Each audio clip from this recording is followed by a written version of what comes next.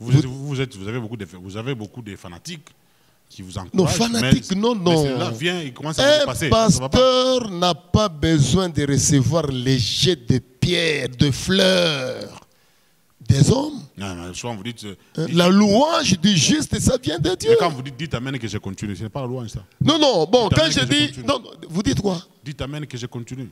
Donnez-moi amen. Est-ce qu'on peut demander amen? On ne peut pas demander amen. Amen, c'est une réaction de la personne qui reçoit le message. N'avez-vous pas lu dans la Bible que le Créateur au départ avait dit que l'homme aura sa femme? N'avez-vous pas lu ça? Si Dieu pouvait avoir cette pensée de la polygamie, normalement, il devait créer un homme avec plusieurs femmes pour que le monde aille vite. Mais pourquoi ne pas le faire? Donc, je ne saurais pas vraiment défendre la polygamie parce que c'est déjà diabolique. Ah, c'est diabolique. Hein? Tout ce qui n'est pas la pensée de Dieu, c'est diabolique. Ne vous inquiétez point à propos du manger, du boire, des vêtements, car toutes ces choses, ce sont les païens qui les recherchent. C'est-à-dire tous ceux-là qui mettent leur temps à la quête d'argent, mais ce sont des païens. 24 heures sur 24, vous ne pensez qu'à l'argent, mais vous êtes païens. Et c'est vraiment important pour ceux-là qui me suivent. La bonne façon de lire la Bible, c'est de laisser la Bible elle-même nous proposer son message. Quand quelqu'un dit par exemple que c'est le sang de Jésus qui sauve, bienvenue, Jésus est mort. Faites les calculs depuis que Jésus est mort jusqu'à aujourd'hui. Il y a 1800, je pense, 19 ans ou bien 20 ans passés. Quel est ce chrétien-là ou bien ce croyant-là qui est sauvé par le sang mais qui ne fait pas les péchés? Quand on est sauvé, les péchés vont disparaître. Mais vous êtes déjà sauvé, vous faites encore les péchés comment? Vous êtes déjà sauvé, vous chassez encore les démons comment? Est-ce qu'on est convaincu? C'est pourquoi j'appelle ça le credo de médiocrité. Jésus, là, tout au long même de son enseignement, vous avez un seul endroit où Jésus a déjà dit que c'est par mon sang versé sur la croix que vous serez sauvés. Si quelqu'un a ces versets-là, qu'il vienne nous donner ça. Bienvenue. Oui. Et moi, je vous dis, moi qui vous parle ici, moi, Adolphe, qui vous parle ici, oui. Moi, je prends la bière, mais normalement, je ne suis pas intéressé par la bière. Oui. Moi, je bois. Mais je suis beaucoup plus... Il dit qu'il boit. Oui, moi, je bois. Et d'ailleurs, je suis beaucoup plus intéressé par le whisky. Oui. Moi, je ne prends pas la bière. Hein? Parce que quand je prends la bière, ça me dérange un peu. Je me réveille le matin, la bouche sent mauvais. Moi, je prends le whisky. Tandis que dans les livres de Louis-Claude Fillon, je suis allé, c'est parce que j'ai entendu des rumeurs dans mes recherches que ce livre-là contenait d'autres livres, parmi lesquels j'ai trouvé un livre qu'on appelait le livre des Syracides, dont l'écrivain lui-même de ce livre s'appelle aussi Jésus. Qu'est-ce qui sauve? La croix, le sang ou bien ce que Jésus a enseigné? La sang. Jésus ne devait même pas mourir. Ils ne savent même pas pourquoi Jésus est mort. Il n'est pas mort pour sauver. Mais le travail qu'il était en train de faire, parce que quand on va pouvoir comprendre, ça l'a amené à la mort.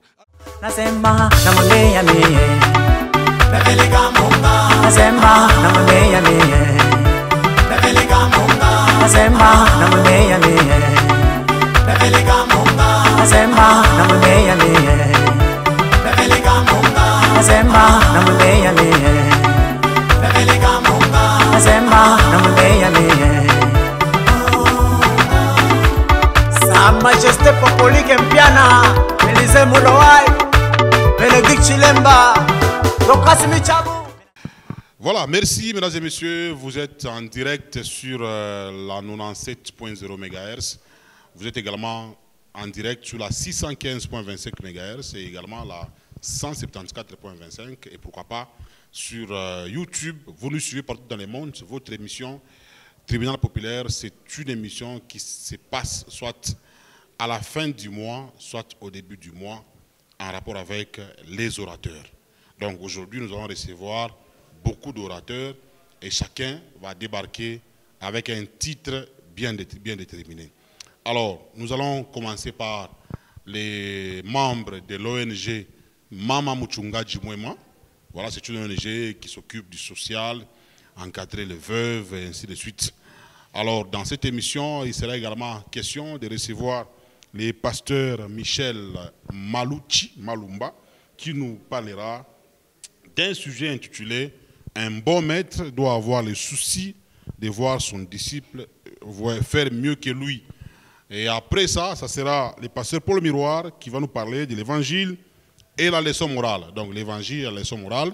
Ensuite, on va prendre les dissidents Zaken installés là, qui ne prêchent plus la Bible, qui ne prêchent que la Torah. Il nous parlera de la réincarnation ou la transmigration des âmes. Est-ce que la Bible ou les autres livres saints en parlent? Je pense même celui du message du Graal, n'est-ce pas, croit aussi en la réincarnation. On prendra aussi Jonathan Sumba, qui est actuellement, il va parler de la vérité dans les temps et dans l'espace. Lui, il s'est dit qu'il est hébreu noir. Il nous parle de l'hébreu noir. Et on va chuter avec Adolphe Kalengai Mujula. Lui, il est du message du Graal. Vous savez que beaucoup de gens pensent que c'est du diable et tout ça. On y reviendra sur ça. Merci à tous ceux qui sont en direct, en train de nous suivre sur Canal Bumbashi, sur YouTube, BKM12 TV.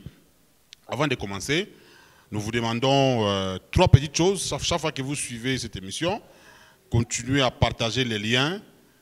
Demandez à tous ceux qui sont à vos côtés de s'abonner parce que nous avons énormément besoin d'abonnés pour que vous puissiez encourager le travail que nous faisons.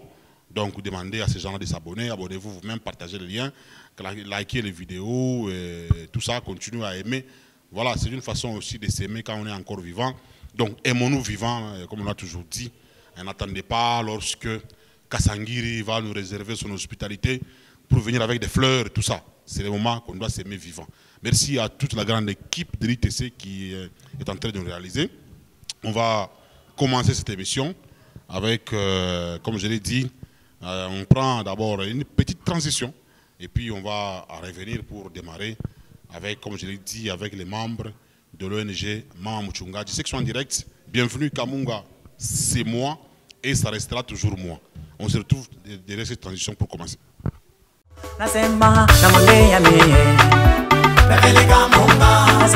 Voilà, comme je l'ai dit, nous allons démarrer avec les membres de l'ONG Mama Muchungaji, dirigé par son coordonnateur, M. Alain. Bonjour, M. Alain.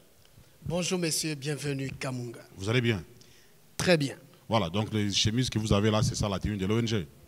Exactement, comme vous le constatez, c'est ça la tenue. Voilà, vous pouvez nous présenter d'abord votre ONG, ONG Mama Muchungaji, Mwema. Voilà. Qu'est-ce que cela veut dire? Le nom déjà vous dit quelque chose. Mama Muchungaji Mwema, c'est une dame qui encadre les gens. C'est une dame qui s'occupe des démunis. C'est une dame qui assiste l'État. Et vous-même, vous venez de le dire que c'est l'ONG. Et parmi les objectifs principaux de l'ONG, il y a aussi l'assistance de cette ONG à l'État. Nous sommes en train, petit à petit, d'aider aussi l'État. Vous aidez l'État? Oui, oui, mais nous aidons l'État. L'État, c'est l'État patron. L'État est patron, l'État est patron, mais les actions que l'État pose, c'est toujours à travers les autres, à travers les gens, à travers les structures, à travers les ONG, ainsi de suite. Voilà. Donc vous aidez l'État. Alors, donc dans l'ONG Mama Muchungaji, comme le nom l'indique, vous ne vous intéressez qu'aux mamans? Non. Je vous ai dit que c'est une ONG qui s'occupe des démunis, ça veut dire les enfants en rupture familiale. Donc les filles comme les garçons. C'est exactement. Donc nous nous occupons des enfants en rupture familiale, il y a des garçons, il y a des filles. Nous nous occupons aussi des veuves et les orphelins. Quand nous disons le veuve, là on voit les dames. Mais quand nous disons orphelin, là, c'est mixte. Et vous vous occupez de comment? Vous avez construit un orphelinat? Oui, vous avez une maison qui encadre toutes ces personnes démunies? Ou ça se passe comment? Merci beaucoup, messieurs les journalistes. Bienvenue. Vous savez que nous sommes une ONG qui a vu le jour il n'y a pas longtemps, n'est-ce pas? Nous avions commencé en 2019. Et là, nous sommes en 2022. Vous-même, vous pouvez calculer les années. Oui. Mais simplement, avec les objectifs, les buts que nous avons dans le but, c'est l'encadrement des veuves et orphelins et ensuite les enfants en rupture familiale. Et pourquoi pas les filles, mères et les autres.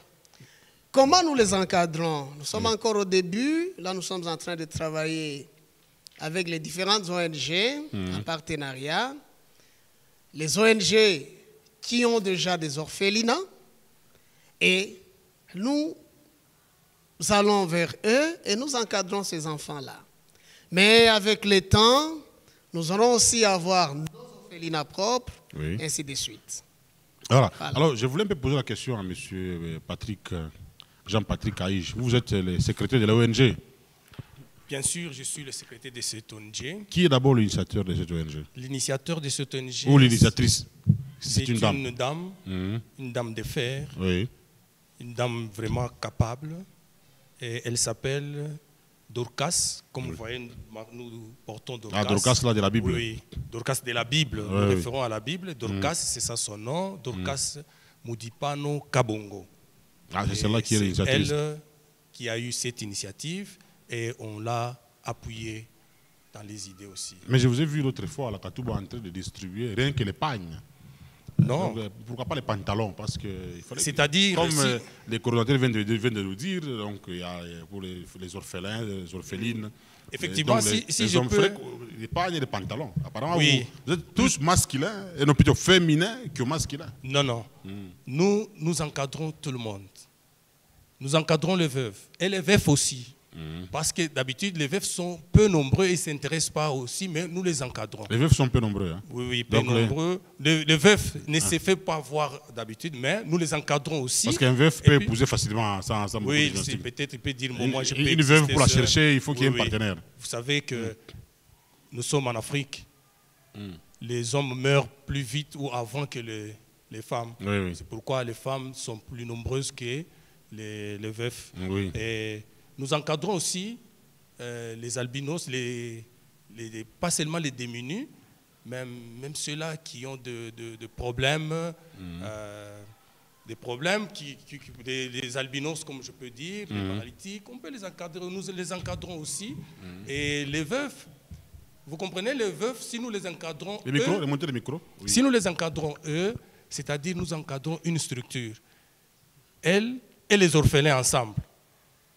Au lieu d'encadrer seulement les orphelins, comme nous en avons aussi, et nous les amenons, si nous les amenons dans les structures déjà existantes, et nous encadrons les veuves aussi, pour que si eux nous les encadrons très bien, directement, les orphelins ils trouvent compte aussi. Voilà. Et ils peuvent étudier. Mais monsieur le coordonnateur, est-ce que avez-vous des partenaires dans cette ONG? Parce que pour que les ONG fonctionnent, il faut qu'il y ait des partenaires. Exactement, ça c'est les petits problèmes que nous connaissons. Comme je vous ai dit que nous sommes encore jeunes. C'est aussi une façon de lancer un appel à tous ceux-là qui voudraient marcher ensemble avec nous. Ils sont les bienvenus. Les bienvenus pas comme vous, pas les bienvenus comme Kamunga, les bienvenus comme... l'appui. Oui. Ici, les partenariats, nous sommes avec Boumi. Boumi. De Kamalondo, là.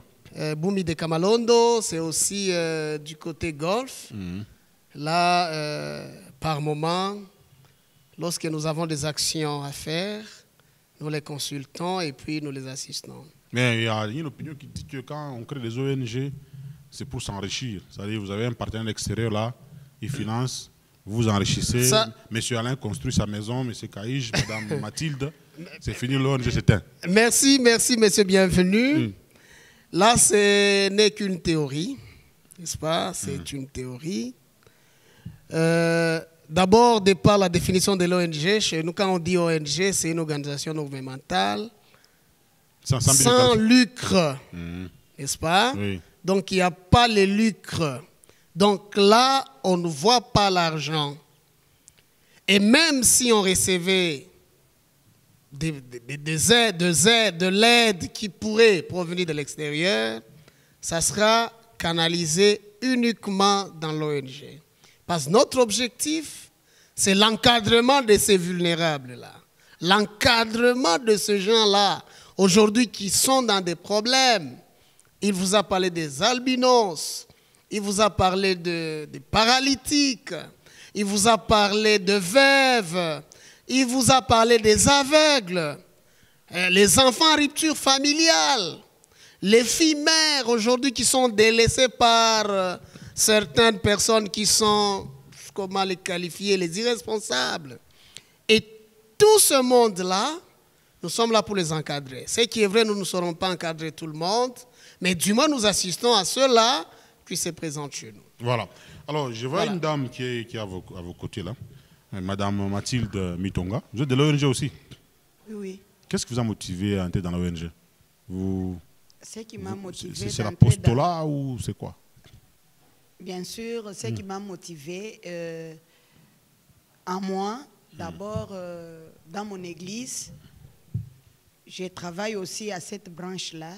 Et lorsque j'ai vu qu'il y a aussi l'ONG qui entre dans les mêmes buts que ce que je suis en train d'œuvrer à l'église, alors je me suis engagée, j'ai dit non, je serai aussi membre, afin que je puisse aussi contribuer, aussi assister les vulnérables. Est-ce que vous vous sentez à l'aise quand vous encadrez les femmes? Oui, je suis tellement à l'aise et contente vraiment pour encadrer. C'est seulement les femmes, les hommes, parce que les hommes sont souvent abandonnés à eux-mêmes.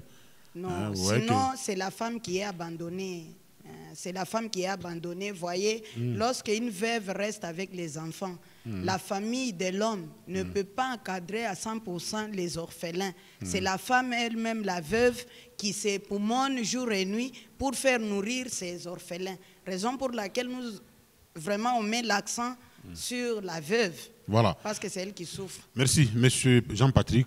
Je vous ai vu l'autre fois avec un agronome, quelque chose comme ça.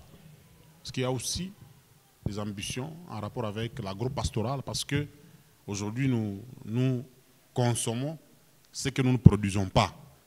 Nous achetons tout à l'extérieur, les produits agricoles et tout. Pourquoi ne pas se lancer dans cette aventure aussi, chercher à faire l'élevage, l'agriculture et tout ça, parce que très souvent nous consommons ce que nous ne produisons pas. Merci, bienvenue Kamunga. Vous savez que le coordonnateur a dit nous encadrons. Comment est-ce que nous les encadrons? Nous rendons utile les encadrés à être utiles à la société. Tout cela que comment est-ce que nous pouvons les rendre utiles? En les apprenant quelques métiers, afin qu'ils puissent se prendre en charge eux-mêmes. Oui. Les agronomes aussi. Nous sommes dans l'ONG pour l'agriculture.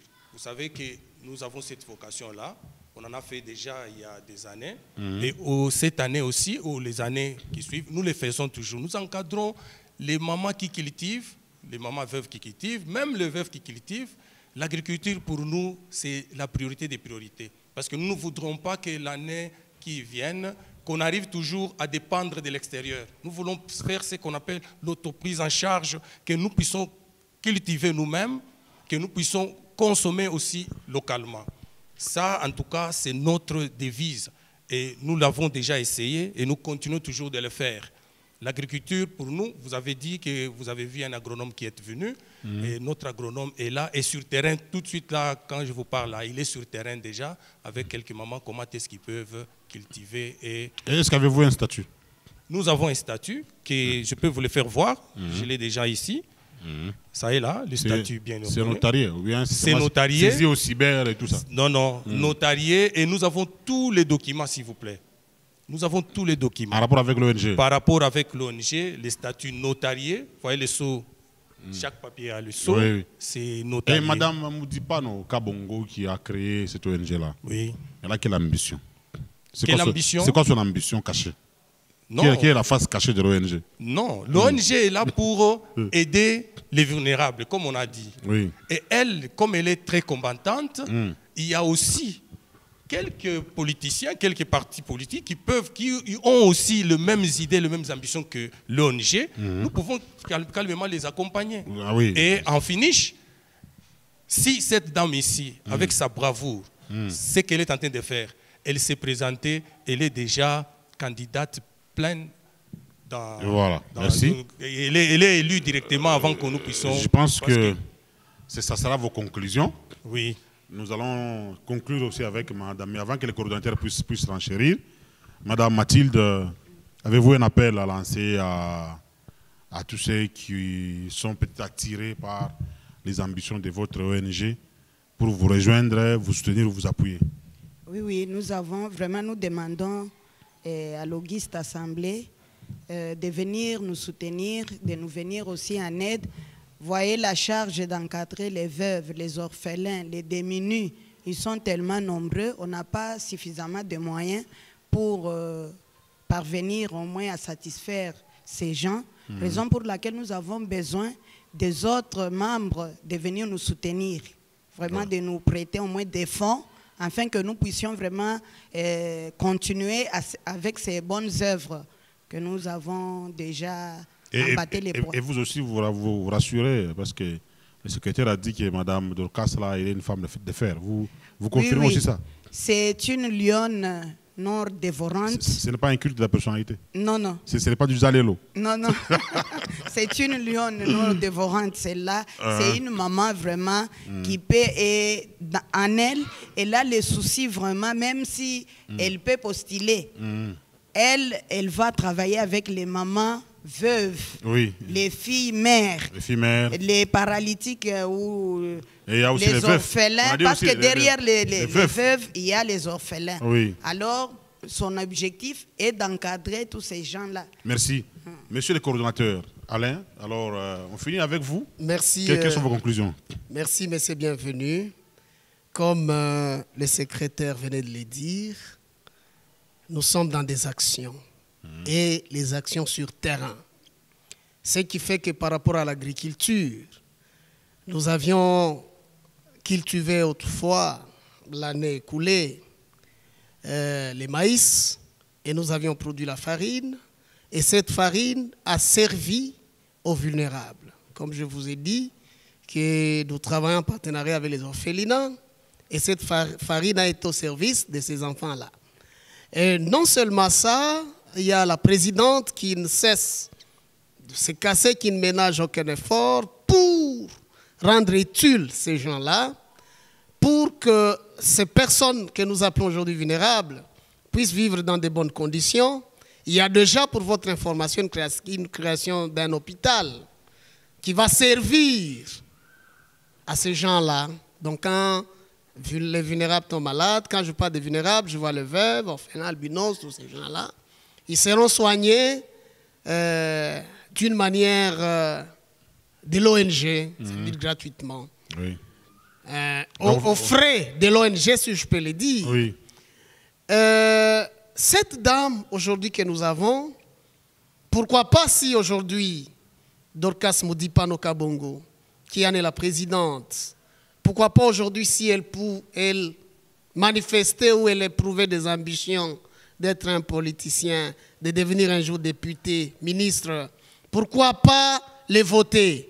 Parce que cette dame, si aujourd'hui elle n'a rien, mais elle se bat, elle fait ses propres efforts pour encadrer ces gens, à combien plus forte raison les jours qu'elle sera une autorité de ces pays.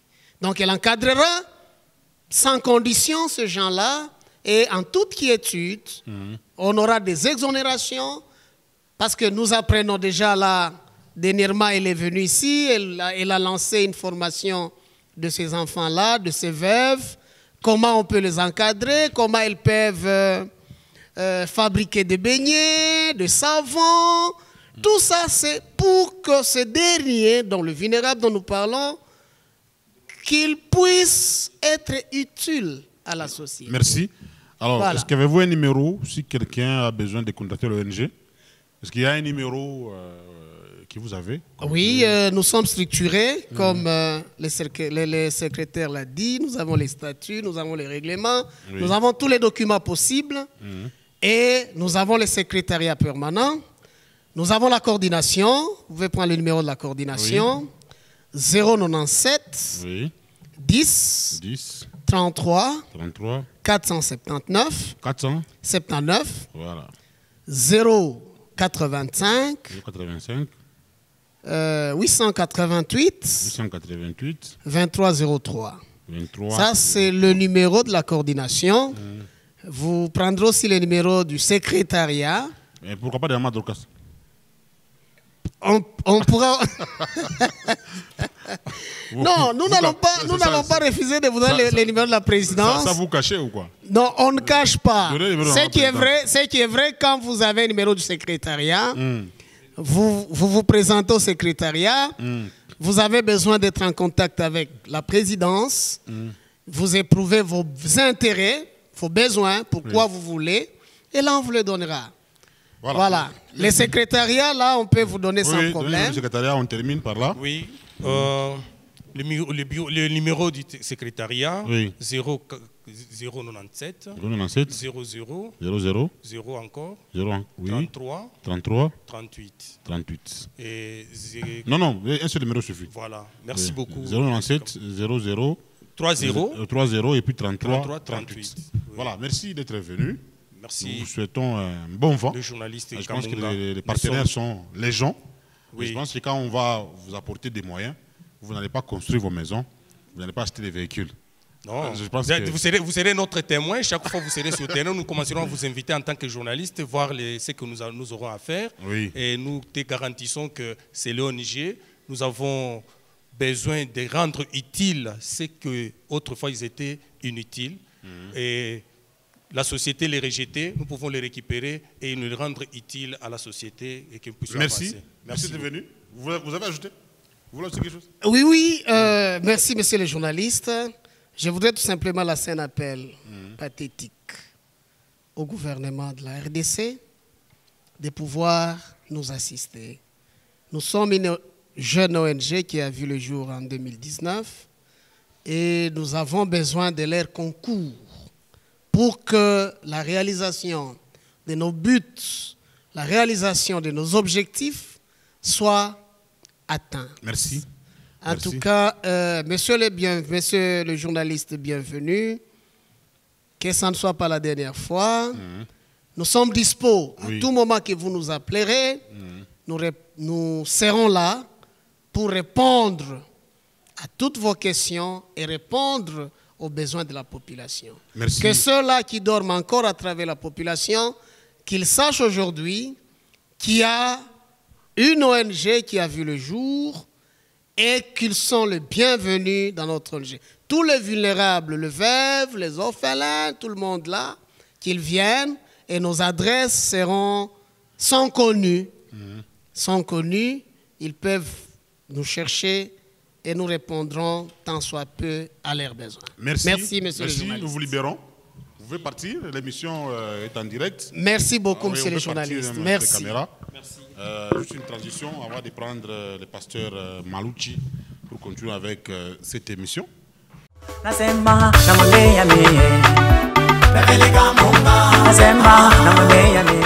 Voilà, merci. Comme je l'ai dit, nous allons recevoir les pasteurs Malouchi, Malumba, Michel, qui, donc je vous ai dit à l'introduction, il a dit un bon maître doit avoir le souci de voir son disciple faire mieux que lui.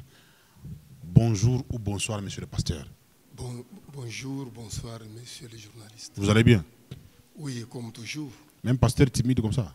Les pasteurs sont souvent, la Bible déclare.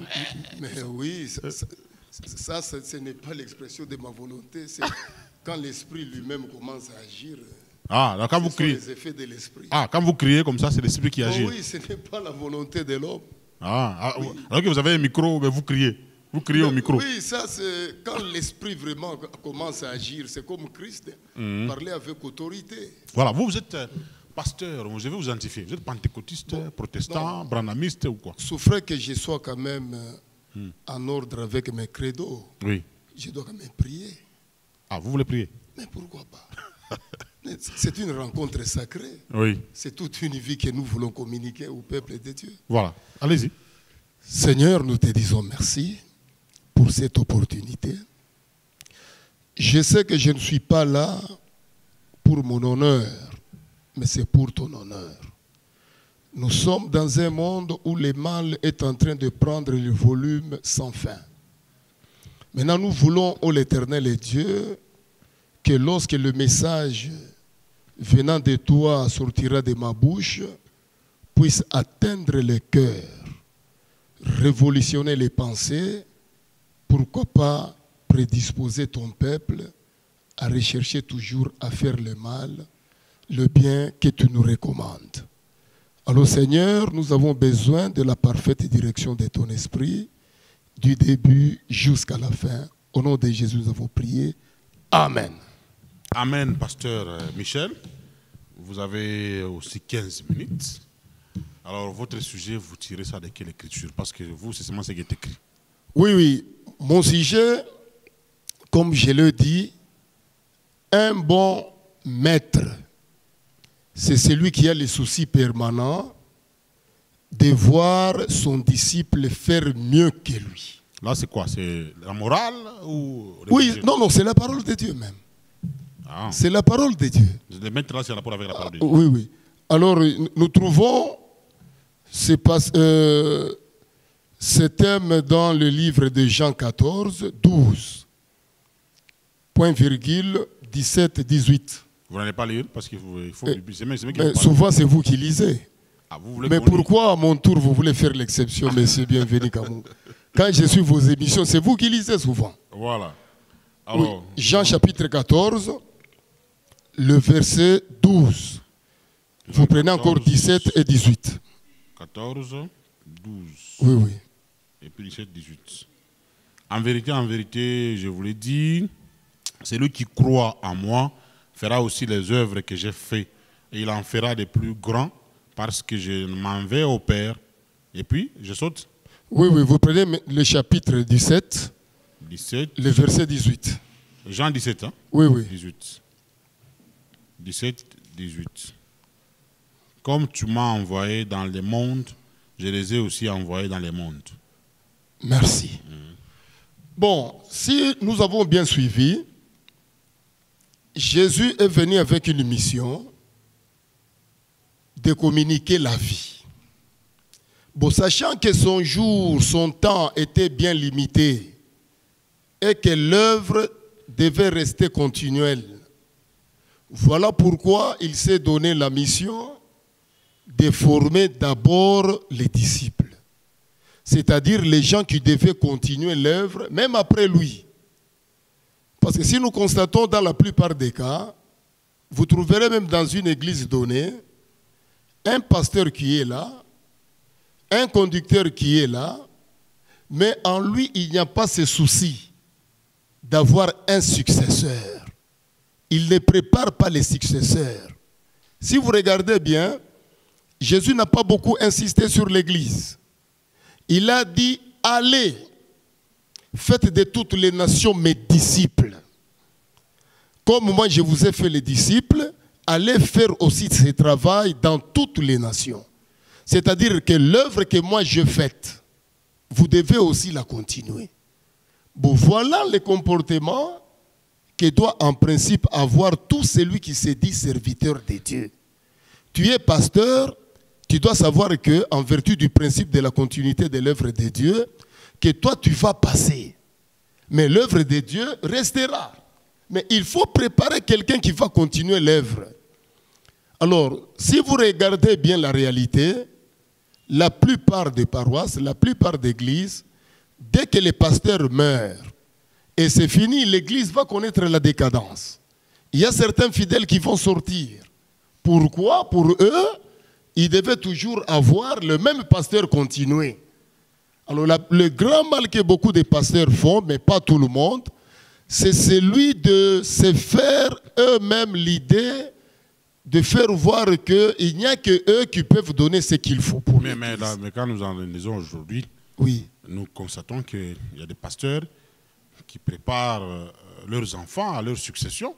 Parce que à Kinshasa, si Katenda est décédé, son fils n'est mal à remplacer. Baruti Kasongo de Kinshasa aussi. Il prépare son fils qui est déjà pasteur. Beaucoup de gens, même ici à Lubumbashi, il y a des pasteurs qui ont leurs enfants pasteurs. Tout ça. Donc, ça peut être héréditaire aussi. Non. Vous savez, nous devons avoir les deux pieds sur terre. Les gens que vous avez cités là, la plupart ont pris les membres de leur famille. Oui. Bon, ça, ce n'est pas une bonne préparation. Une œuvre de Dieu, c'est une œuvre qui est suprafamiliale. On ne peut pas seulement puiser dans sa propre famille. Nous ne sommes plus dans une période de dynastie. Hein? Oui. Ou si le roi meurt, bon, c'est son fils qui va le succéder. Non, non. Ah non, mais vous parlez souvent des liens familiales, vous les pasteurs. Les liens familiales, Kamba Kizazi. Ça peut être aussi un lien familial positif, dans le sens où les pères meurent, les fils ont les liens pastoraux. Non, non, il y a les circonstances qui peuvent légitimer cette conduite-là. Si par exemple le père constate que parmi mon entourage, c'est lui qui manifeste la volonté de servir Dieu. Et c'est lui qui est même digne de servir Dieu. C'est mon fils. Non, il n'y a pas de problème. Dieu avait pris Aaron, le frère à Moïse, pour l'accompagner. Vous comprenez? Alors, il n'est pas dit que nous devons seulement puiser dans notre famille. Non, non. Alors, les cas que vous avez donnés là, rarissimes sont des pasteurs qui ont ces soucis-là, surtout si l'Église est l'initiative du pasteur. Vraiment, rarissimes sont des cas où vous allez trouver un pasteur préparer quelqu'un qui n'est pas de sa famille le succéder. Ce sont des cas très rares. L'Église est l'initiative du pasteur. Bon, dans la plupart des cas, il y a de ces églises-là. Quelqu'un qui vous dit que non, non, bon, c'est moi qui ai commencé cette église. Ce n'est pas une église de la communauté. Oui, mais pour moi, c'est la même chose. 30e, c'est la même chose. Ben oui, c'est ça. Là, papa là, avait laissé ça à son fils. Bon, c'est ça, ça le mal. Ça, c'est une façon de gérer charnellement l'œuvre de Dieu. L'œuvre de Dieu doit être gérée de manière spirituelle, selon Dieu. D'ailleurs, si vous suivez Christ, il a dit, hein, je suis descendu du ciel, non pas pour faire ma volonté, mais pour faire la volonté de celui qui m'a envoyé. Donc la préparation des successeurs, vraiment, c'est une obligation qui incombe à tout serviteur de Dieu. Dieu peut envoyer aussi votre fils à vous remplacer. Ça peut arriver. Non, ce n'est pas exclu. Bon, moi, je parle en fonction de la réalité telle que je suis en train de la vivre sur le terrain. Je ne peux pas parler de l'imaginaire. Si vous prenez par exemple les cas de Élie, le prophète Élie, il a préparé Élisée. Hein? Élisée a demandé une double portion à Élie. Bon, bien que Élie humainement voulait résister, mais finalement Élisée a eu cette double portion. Hein? Géhazi, bon, lui malheureusement, bon, parce qu'en principe même les disciples doivent être soumis. Mais Géhazi, si lui n'a pas eu cette bénédiction-là, c'est parce qu'il n'a pas été soumis à son maître. Pour que les disciples puissent bénéficier de la confiance de son maître, les disciples doivent être soumis, à l'instar de Josué vis-à-vis de Moïse. Josué servait Moïse, et finalement c'est Moïse qui a même préparé Josué. C'est Moïse qui a même encouragé Josué, parce que Moïse savait que non, c'est Josué qui va me remplacer. Mais dans la plupart des cas, pour nous qui vivons, pour nos contemporains, ce n'est pas le cas. Un pasteur qui sait que c'est celui-là qui va me remplacer, surtout s'il n'est pas de sa famille, ce sont des cas vraiment très rares. Alors d'ailleurs, moi, ça me décourage. C'est un signe qui montre que beaucoup de gens gèrent l'œuvre de Dieu, non plus selon Dieu, mais plutôt selon eux. Ce qui est vraiment un échec. Et vous préparez votre successeur? Vous dites? Non, non, bon... Vous savez, je ne peux pas me faire des éloges. Hein. Je ne peux pas faire ma propre publicité. Mais je sais que ce que je suis, c'est très loin d'être désapprouvé par le ciel. Très loin d'être désapprouvé. Parce que moi, bon, même ceux-là qui travaillent avec moi, ils sentent le principe d'objectivité. Vous les préparez aussi? Mais pourquoi pas? D'ailleurs, quand je prépare les jeunes, je suis très content.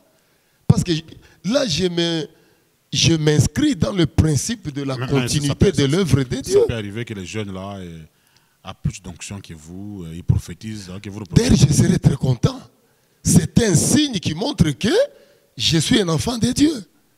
Si c'est lui que vous préparez, vous dépasse, le fait de vous dépasser a créé en vous un sentiment d'antipathie. Là, c'est un signe qui montre que vous n'êtes pas fils de Dieu. Vous méritez la délivrance. Si quelqu'un est jaloux, un pasteur à l'église, le diacre prêche mieux que lui, mais lui, c'est la colère qui va élire domicile dans son cœur. Non, celui-là, c'est un fils du diable. Mais les diacres peuvent vous voir la vedette. Vous avez beaucoup de fanatiques qui vous encouragent. Non, fanatiques, non. Mais là vient, il commence à vous dépasser. Un pasteur n'a pas besoin de recevoir les jets de pierres, de fleurs des hommes. Non, souvent vous dites... la louange du juste, ça vient de Dieu. Mais quand vous dites amen que je continue, ce n'est pas la louange ça. Non, bon, quand je dis... Non, vous dites quoi? Dites amen que je continue. Donnez-moi amen. Est-ce qu'on peut demander amen? On ne peut pas demander amen. Amen, c'est une réaction de la personne qui reçoit le message.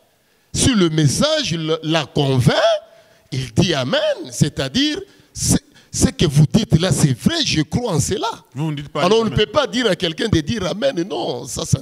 C'est ce qui s'est fait, non? Bon, oui, c'est ce qui s'est fait. Qui est maintenant aux États-Unis. Bon, le problème qui est là... C'est lui le premier à commencer ça ici. Bon, dans l'œuvre de Dieu, nous assistons à ce que nous appelons une imitation à outrance. Parce que tel fait ça, moi aussi je dois le faire. Moi je peux donner l'évangile. Mais si le peuple de Dieu ne dit pas amen, soit c'est un évangile qui a touché le cœur. C'est un évangile qui est adressé au mal que le peuple de Dieu aimait. Alors c'est un évangile qui a poussé le peuple de Dieu à se remettre en question. Si quelqu'un, pendant que vous parlez, est en train de se remettre en question, il ne peut pas dire amen. Il est touché. Il peut commencer à pleurer. C'est pour dire que le bien que j'aimais, c'est comme le cas de Judas. Judas, il a vendu Christ avec joie. On lui a remis l'argent, il était content. Maintenant, quand il va réaliser que Christ est arrêté, la conscience maintenant va refaire surface. Judas va dire, mais finalement, j'ai vendu le sang d'un innocent. Donc, il a été touché. De la même manière avec le message que nous donnons à l'Église. Ça doit toucher le cœur. Ça doit toucher le cœur du pécheur. Il fait que le pécheur arrive à regretter le mal qu'il fait. Alors, le message, là où on parle souvent des bénédictions, souvent matérielles, bon, c'est là que beaucoup de gens disent Amen. Alors, non, c'est biblique, non? La bénédiction est biblique. Mais oui, oui. C'est ce que j'ai dit. Bon, même la parole, j'ai dit bien la bénédiction matérielle, bon, elle est biblique, oui. Mais ce n'est pas une priorité. La priorité, c'est ce qui est donné dans les livres de Matthieu 6, 31 à 32, à 33. Là où Christ, ne vous inquiétez pas à propos de manger. Ne vous inquiétez pas à propos des vêtements. Maintenant, ce qui doit venir en second lieu, c'est ce qu'on est en train de faire une priorité. Parce qu'en principe, la parole de Dieu ne doit pas viser le matériel. Parce que je sais que la bénédiction matérielle n'est qu'une conséquence logique du respect de la parole de Dieu. Voilà, donc celui qui respecte la parole de Dieu sera béni matériellement aussi. Mais oui, donc ce n'est pas moi qui l'ai dit. C'est la Bible qui dit ça. Mais oui, vous avez la Bible là-bas, vous pouvez lire à l'intention de tous les téléspectateurs. Vous demandez à tous. Parce que Christ a dit, qu'est-ce qu'il a dit? Ne vous inquiétez point à propos du manger, du boire, des vêtements, car toutes ces choses, ce sont les païens qui les recherchent. C'est-à-dire tous ceux-là qui mettent leur temps à la quête d'argent, mais ce sont des païens. 24 heures sur 24 heures, vous ne pensez qu'à l'argent, mais vous êtes païens. Mais vous, votre Père, sait que vous en avez besoin. Cherchez d'abord la volonté de Dieu. Et dès lors que vous aurez à marcher selon Dieu, ces histoires vont vous suivre. On peut vous dire, non, monsieur bienvenu Kamunga, j'ai besoin de voir 100 mouches. Vous allez les trouver où? Mais prenez seulement les poissons salés ou les poissons fumés, mettez-les là-bas, les mouches vont venir. De la même manière, là où il y a la parole de Dieu, mais l'argent viendra de lui-même. Merci. Toutes les bénédictions viendront d'elles-mêmes. Merci, je pense qu'avec votre enseignement, beaucoup de gens vont préparer leurs successeurs. Oui. Alors, on va vous prendre à la fin pour vos conclusions. On vous libère, vous pouvez vous asseoir. Merci. Nous allons cette fois-ci prendre le pasteur Paul Miroir. Voilà, il s'est dit qu'il est Paul Miroir. Il va nous parler de l'évangile et la leçon morale. Une transition avant qu'on continue.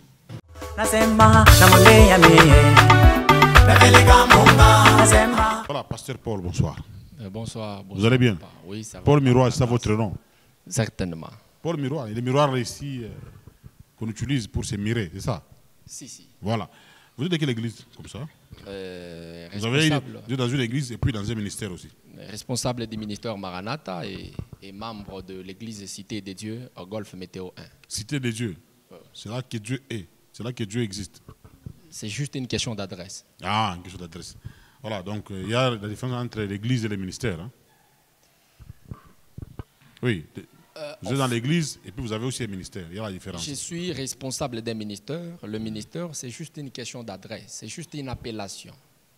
Mais par rapport au fond, tout ce qui se passe et dans le ministère et dans l'église, c'est en fait la même chose. Voilà, vous allez nous parler de l'évangile et la leçon morale. Allez-y. L'évangile et la leçon morale. L'évangile et la leçon morale. Merci beaucoup pour la parole. Tout d'abord, l'idéal de ma pensée, c'est juste pour apporter la lumière au peuple de Dieu, parce que notre Dieu n'est pas vraiment le Dieu des désordres, c'est un Dieu de l'ordre. C'est suite à des constats que je suis en train de réaliser jour après jour, à des choses qui se passent au niveau de l'Église. La différence entre une leçon morale et l'évangile christocentrique. Permettez de parler de Christ parce qu'il y a plusieurs évangiles. C'est quoi une leçon morale d'abord? Parce qu'en parlant d'une leçon morale, là, on peut facilement penser à un ensemble de règles de conduite considérées de bonne façon absolue. La morale, par rapport à ce que nous avons toujours appris, la morale apprend également à faire le bien, à éviter le mal. Par la morale, l'individu peut être transformé. Par la morale, vous pouvez même se procurer de relations sociétales. Par la morale, vous pouvez facilement avoir de l'emploi. Et par la morale, vous pouvez avoir cette possibilité d'avoir un ministère au niveau du gouvernement national, même si vous n'êtes pas patriote. Même si vous n'avez aucun souci de ces peuples, par la morale, vous pouvez facilement accéder à cette responsabilité. Parce que nous avons des gens, pas seulement dans notre pays, qui sont au pouvoir juste pour leurs propres intérêts, juste pour garantir leur vie et assurer la sécurité de leurs enfants, alors qu'ils ne sont même pas patriotes, mais ils sont quand même là. Et la morale peut faire tout ça. Maintenant, ce qui devient beaucoup plus grave, et l'objectif de mon message, c'est que même dans l'église locale que nous sommes, au lieu d'avoir des prédicateurs qui parlent suffisamment de l'évangile de Christ, nous trouvons encore des moralistes au niveau de l'église. Voilà pourquoi on ne parle que du mariage, on ne parle que de la prospérité, on ne parle que de relations sociétales, on ne parle que de l'argent. Il y a des histoires qui se passent à l'église tout en oubliant le sens et la raison pour laquelle l'église existe. Donc un pasteur qui se transforme en moraliste. Voilà. C'est comme s'il enseigne les cours de morale. Voilà. Or, c'est la responsabilité de la société. La Bible parle du mariage, la Bible parle de la prospérité, la Bible parle de tout ce que nous vivons ici. Certainement. La Bible parle de tout ça. Mais ça, ce n'est pas le message essentiel de l'Église. C'est quoi le message essentiel de l'Église? C'est de ça que je suis en train de parler. Le message le plus essentiel de toute la Bible, c'est juste le message qui s'appelle Évangile. L'évangile, c'est quoi? Et l'évangile de Christ, avant d'abord d'y arriver, vous avez posé une très belle question, que la Bible parle de toutes ces choses. Certainement, la Bible parle de toutes ces choses. Est-ce ça le message de la Bible? Est-ce en parlant du mariage, on a fait un ordre que l'Église doit vraiment insister sur le mariage? Je ne pense pas. Le mariage, c'est une institution de Dieu. Une institution de Dieu, certainement, mais ce n'est pas le message essentiel de l'Église aujourd'hui. La Bible en parle. La Bible a parlé de plusieurs choses. Dans le mariage, il ne peut pas faire entrer quelqu'un dans un royaume des cieux. Mais ça, c'est une affaire d'homme. C'est humain. Mais c'est Dieu qui a institué ça. Oui, il a institué pour les hommes, pas pour le salut des peuples. Le mariage ne peut pas conduire quelqu'un dans le salut. Jamais, et au grand jamais. Si quelqu'un a beaucoup de femmes, il va aller en enfer. Non, ça c'est d'abord une histoire qui n'a rien à voir avec la pensée parfaite de Dieu. Quoi? si vous êtes polygame, c'est que vous n'êtes pas dans la pensée parfaite et vous n'avez jamais compris les contextes exacts de la Bible. Vous avez dit que c'est une affaire de la terre. Certainement. Même si on prend plusieurs femmes, c'est même sur une affaire terrestre. Même sur la terre, il y a des choses sur lesquelles nous devons marcher pour être en relation avec le Père. N'avez-vous pas lu dans la Bible que le Créateur au départ avait dit que l'homme aura sa femme? N'avez-vous pas lu ça? Si Dieu pouvait avoir cette pensée de la polygamie, normalement, il devait créer un homme avec plusieurs femmes pour que le monde aille vite. Mais pourquoi ne pas le faire? Donc, je ne saurais pas vraiment défendre la polygamie parce que c'est déjà diabolique. Ah, c'est diabolique. Hein? Tout ce qui n'est pas la pensée de Dieu, c'est diabolique. David était diabolique aussi. Ce qui n'est pas de la pensée de Dieu, c'est diabolique. David qui était de la Bible là, c'était. Que vous me parlez de David, que vous me parlez de Salomon, Abraham, Moïse. Si ce n'est pas la volonté de Dieu, c'est diabolique. David était diabolique. D'abord, toutes ces personnes qui ont existé avant Christ ont connu des sérieux problèmes. Ils avaient des sérieux problèmes. Et ce ne sont pas des modèles. Ce ne sont pas des vrais modèles. Abraham n'est pas un modèle. Ce n'est pas un modèle pour moi. Salomon n'est pas un modèle. Ce n'est pas un modèle. Si il devenait modèle, c'est que nous devons catégoriquement annuler la venue de notre Seigneur sur la terre. Avait dit dans la Bible, on dit que David n'a connu aucun péché, à part prendre la femme de Uri. Qui vous a dit que David n'a commis? Qui vous a dit que David n'a connu aucun péché?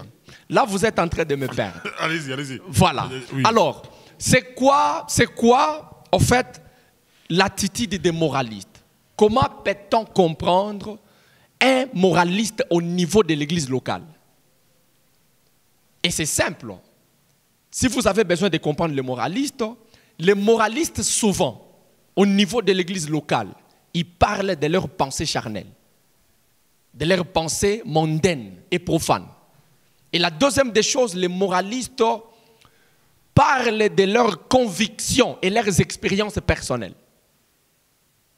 Vous savez, monsieur bienvenu, si on peut se limiter au niveau des expériences personnelles, je peux vous garantir que chacun a son expérience personnelle.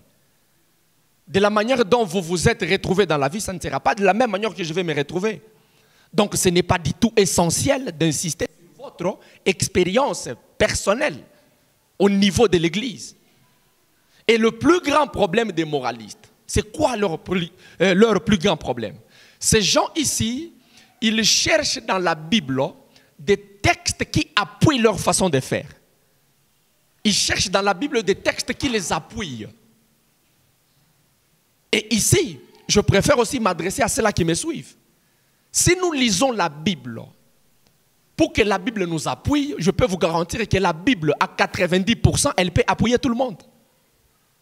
La Bible peut appuyer ceux-là qui parlent des Torah. La Bible peut appuyer les polygames, comme vous l'avez cité. La Bible peut appuyer aussi les ivrognes. La Bible peut même appuyer les sorciers. Et il y a même des textes qui parlent des talites, et il y a des textes qui ne parlent pas des talites. C'est-à-dire, si on peut lire la Bible dans le sens où que la Bible nous appuie, c'est que nous allons facilement avoir tous raison. Et maintenant, c'est à ce niveau-là que je me demande. Et c'est ça même la plus grande question que chacun de nous doit facilement se poser. Est-ce que nous lisons la Bible pour qu'elle appuie nos intentions ou nous cherchons, ou nous avons besoin que la Bible elle-même nous propose son message? Voilà la plus grande question. Si c'est dans le sens que la Bible nous appuie, la Bible peut facilement appuyer tout le monde. Voilà pourquoi il y a des gens qui se servent de la Bible. Ce sont des moralistes qui font parler la Bible. Ils lisent des textes bibliques afin que leurs pensées soient facilement appuyées et qu'ils trouvent des arguments. Et c'est une façon de lire la Bible. Et selon vous, il faut faire quoi pour... Voilà la plus grande question. Et c'est vraiment important pour ceux-là qui me suivent. La bonne façon de lire la Bible, c'est de laisser la Bible elle-même nous proposer son message. C'est-à-dire quoi? Cela veut dire quoi? C'est-à-dire la Bible a un message. Lequel? Quel est ce message? Voilà. Et le message central de toute la Bible, c'est connu. Où est ce message-là?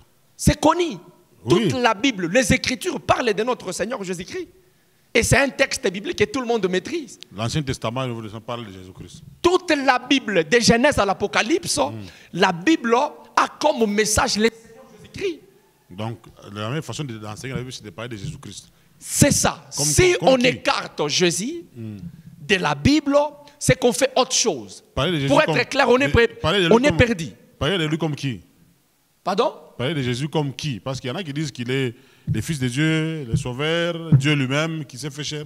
Selon vous, on parle de Jésus comme qui? Selon votre thématique. Vraiment, c'est une question complexe. La Bible parle de notre Seigneur Jésus comme le prophète. La Bible parle de Jésus comme le Fils de Dieu. Et la Bible parle de Jésus comme Dieu. La Bible parle de Jésus comme le souverain pasteur. Et vous, selon vous En fait, c'est une question complexe que je ne saurais pas. Pour vous, vous parlez de Jésus comme qui? Ici, avec le travail de l'Église, nous parlons de Jésus-Christ comme sauveur d'abord et Seigneur. Dieu, non. Il est Dieu et le véritable Dieu. Mais ça, ce n'est pas d'abord mon problème. Le Dieu créateur du ciel et de la terre. On peut même parler de cette façon parce qu'il est la manifestation visible de Dieu. Maintenant, si je vous posais la question, Dieu est où? C'est moi qui pose la question. Ah, voilà, c'est aussi le problème. On va revenir avec... Voilà. Oui, maintenant, chuter rapidement. Voilà, je suis en train de terminer. Chuter, oui. Voilà maintenant le plus grand des conséquences des leçons morales au niveau de l'Église. C'est quoi les conséquences? Premièrement, beaucoup désespèrent. Voilà pourquoi nous avons des gens qui abandonnent la foi facilement. C'est à cause des leçons morales. Des gens qui étaient chrétiens, qui ne comprenaient même pas pourquoi le Seigneur était venu sur la terre. Comme il était dans une église où on ne faisait que parler de la morale, et il s'est peur, il abandonne la foi, ce qu'on appelle apostasie, l'abandon de la base. Ça, c'est une conséquence des leçons morales au niveau de l'église. Et la deuxième conséquence, plusieurs pensent que le Seigneur ne reviendra plus prendre l'église. C'est à cause des leçons morales. Je peux vous garantir à haute voix que le Seigneur viendra prendre l'église. Certainement, il viendra. Et la troisième grande conséquence des leçons morales au niveau de l'Église, messieurs, bienvenus, aujourd'hui, nous n'avons plus de nouveaux convertis, mais il n'y a que des permutations. C'est-à-dire, tel était dans une telle église, il quitte pour une autre église, mais il n'est pas encore chrétien. Il n'a jamais connu le Seigneur. Quelque part, l'église est en train de faillir. L'église, oui, je vous écoute. Le connaître, c'est quoi? Connaître le Seigneur, ça veut dire quoi? Connaître le Seigneur, c'est faire de lui maître de votre vie personnelle. Mais il y en a qui ont déjà fait ça. Mais pourquoi il peut maintenant avoir un comportement boité? Merci, pasteur Paul Miroir. Vous avez épuisé vos minutes. On revient à la fin pour la conclusion. Merci. Je peux ajouter un élément, s'il vous plaît? Rapidement. Je termine pour dire, maintenant, c'est quoi le message de l'Église aujourd'hui? En fait, l'Église doit parler de l'Évangile parce que toute la Bible parle de notre Seigneur Jésus-Christ. Sans l'Évangile, on ne parlera pas des salis.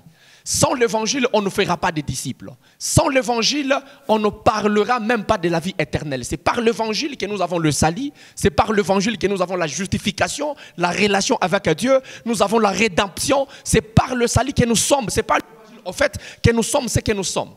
Donc, l'Église a la responsabilité de parler de l'Évangile que d'autres choses. Maintenant, on peut encore se demander, est-ce que l'Église ne peut pas parler des autres choses? L'Église peut parler des mariages, mais dans un cadre précis. Si le pasteur a besoin de parler des mariages, qu'il invite les mariés, qu'il leur parle des mariages. S'il a besoin de la jeunesse, qu'il invite les jeunes, qu'il parle facilement avec eux. S'il a besoin de parler avec le célibataire, il a besoin de parler. Donc, il faut que cela soit dans un cadre précis. Wow. Mais si c'est dans un culte qui regorge tout le monde, à ce moment-là, je préfère mettre ma signature qu'il est vraiment obligatoire de parler que de l'Évangile. Voilà, merci Pasteur Paul Miroir. Nous vous arrêtons par là. Nous allons revenir à la fin. Question de recevoir le pasteur Zaken Salela, l'homme de la Torah. L'homme qui a abandonné la Bible au profit de la Torah, la loi de Moïse. Vous êtes dans le Nouveau Testament, vous le pasteur Malouchi, vous embrouillez avec Louis II et tout ça. Lui, il est allé approfondir la Torah. C'est vous il qui va le vous faire, il va faire une démonstration sur ça. C'est vous qui le dites. Merci. Une transition, question de fois de passer les Zaken Salé là.